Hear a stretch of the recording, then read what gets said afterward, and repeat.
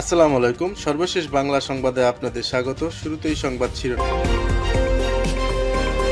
Doctor Mohammad ইউনূসের পদত্যাগ দাবিটি সঠিক নয়, রিউমার স্ক্যানার।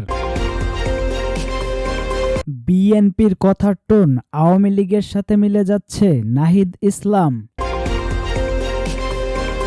ডক্টর মোহাম্মদ ইউনূসের পদত্যাগ দাবিটি সঠিক নয়, রিউমার স্ক্যানার।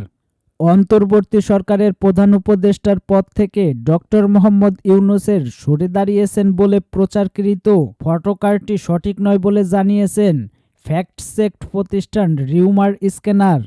সম্প্রতি এক পোস্টে এ সংক্রান্ত গুজব খোলসা করেছে প্রতিষ্ঠানটি। রিউমার স্ক্যানার জানিয়েছে, ভুয়া একটি পদত্যাগপত্রে ডক্টর মোহাম্মদ ইউনূস প্রধান উপদেষ্টার পদ থেকে সরে দাঁড়িয়েছেন বলে দাবি করা হচ্ছে। আদতে এমন কিছু ঘটেনি। গত সেপ্টেম্বরে শেখ হাসিনার নামে প্রধানমন্ত্রীর পদ থেকে পদত্যাগের ভুয়া একটি চিঠি ভাইরাল হলে তার কাউন্টার হিসাবে এ চিঠিটি প্রচার করা হয়। সেটিরই তারিখ ও ওপরের লোগো বদলে দিয়ে এখন আবার অপপ্রচার করা হচ্ছে। বিএনপির কথার টোন আওয়ামী লীগের সাথে মিলে যাচ্ছে, নাহিদ ইসলাম। নির্বাচন প্রসঙ্গে বিএনপির সঙ্গে বৈষম্য বিরোধী ছাত্র আন্দোলনের টানাপোড়েনের মাঝে অন্তর্বর্তী সরকারের উপদেষ্টা নাহিদ ইসলাম বলেছেন, অন্তর্বর্তী সরকার নিয়ে বিএনপির কথার টোন আওয়ামী লীগের সাথে মিলে যাচ্ছে। বিশেষত বর্তমান সরকার নিরপেক্ষ থাকতে না পারলে নির্বাচন করতে নিরপেক্ষ সরকারের প্রয়োজন হবে এবং শিক্ষার্থীরা ছাত্ররা রাজনৈতিক দল গঠন করলে সরকার থেকে বেরিয়ে আসা উচিত, এমন বক্তব্যের প্রক্রিয়া আসে বৈষম্য বিরোধী ছাত্র আন্দোলনের তরফ থেকে। সরকারের দুই তরুণ উপদেষ্টা নাহিদ ইসলাম ও আসিফ মাহমুদ ও বৈষম্য বিরোধী ছাত্র আন্দোলনের আহ্বায়ক হাসনাত আবদুল্লাহর প্রতিক্রিয়ার পরও পাল্টাপাল্টি প্রতিক্রিয়া অব্যাহত আছে।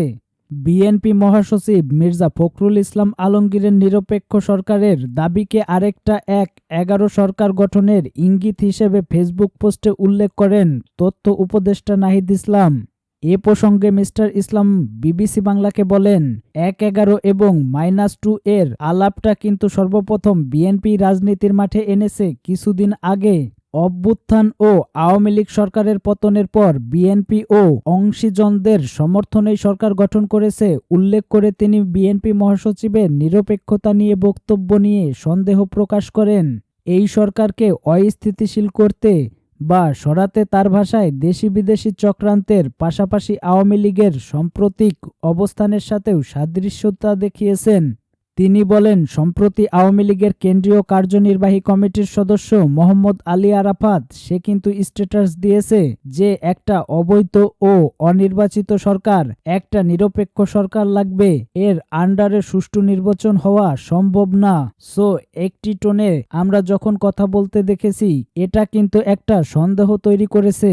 আওয়ামী লীগের ফেসবুক পেজ থেকে শুক্রবারে ডক্টর মোহাম্মদ ইউনূসকে অনির্বাচিত ও অসাংবিধানিক সরকার হিসেবে উল্লেখ করে এই সরকারের অধীনে আগামী নির্বাচন হবে না এবং পরবর্তী নির্বাচন একটি নতুন তত্ত্বাবধায়ক সরকারের অধীনে হতে হবে মিস আরাফাতকে উদ্ধৃত করে পোস্ট দেওয়া হয়। আমি মনে করি না যে এটা তার ওই উদ্দেশ্য থেকে বলেছে, কিন্তু তাদের কথার টোনটা কিন্তু আওয়ামী লীগের সেই টোনের সাথে মিলে যাচ্ছে, বিবিসিকে বলেন নাহিদ ইসলাম। অন্যদিকে শুক্রবার দলীয় একটি অনুষ্ঠানে বিএনপিকে 111-এর সবচেয়ে বড় ভুক্তভোগী হিসাবে উল্লেখ করেছেন বিএনপির স্থায়ী কমিটির সদস্য মির্জা আব্বাস। বিএনপি 111 আনার পায়তারা করছে এমন অভিযোগের জবাবে শুক্রবারেই তিনি উল্লেখ করেন, ১/১১ যে ভয়াবহ পরিণতি তা বিএনপির চেয়ে বেশি কেউ ভোগ করেনি। বিএনপির নেতাকর্মী, সাধারণ কর্মী থেকে খালেদা জিয়া পর্যন্ত সবাই এতে আক্রান্ত হয়েছে বলে উল্লেখ করেন তিনি।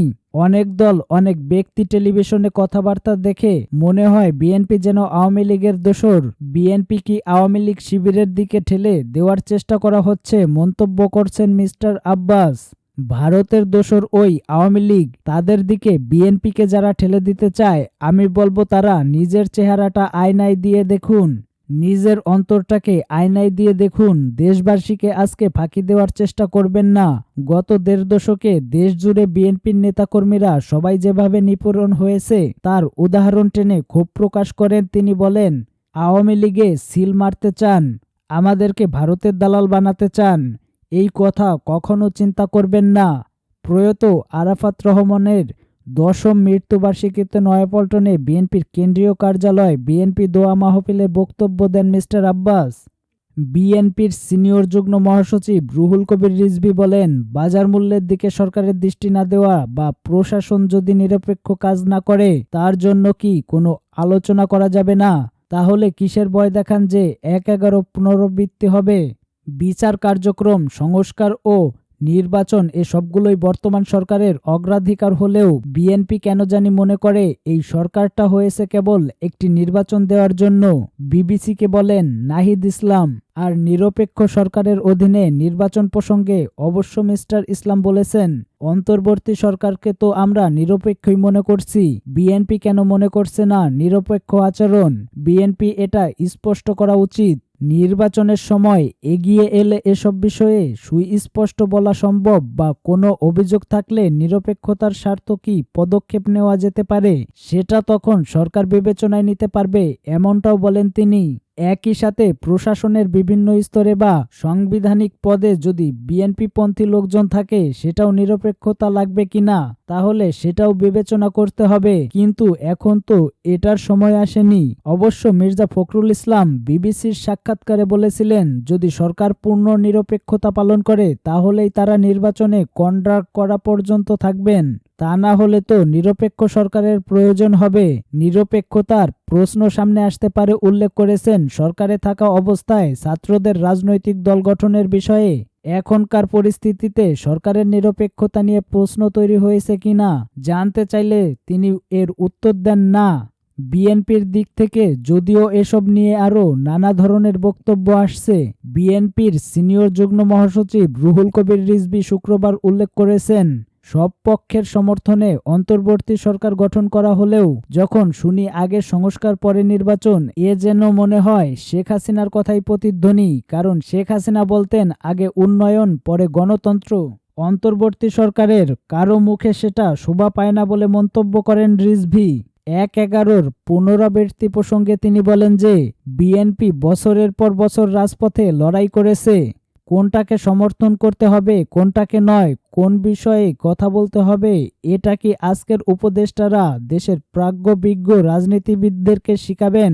আমাদের সকল আস্থা তো আপনাদের উপর দেওয়া হয়েছে, কিন্তু আমাদের কথা হলো গড়িমসি কেন, কেন ডেডলাইন নেই, কেন হাসিনার কথার পুনরাবৃত্তি হবে?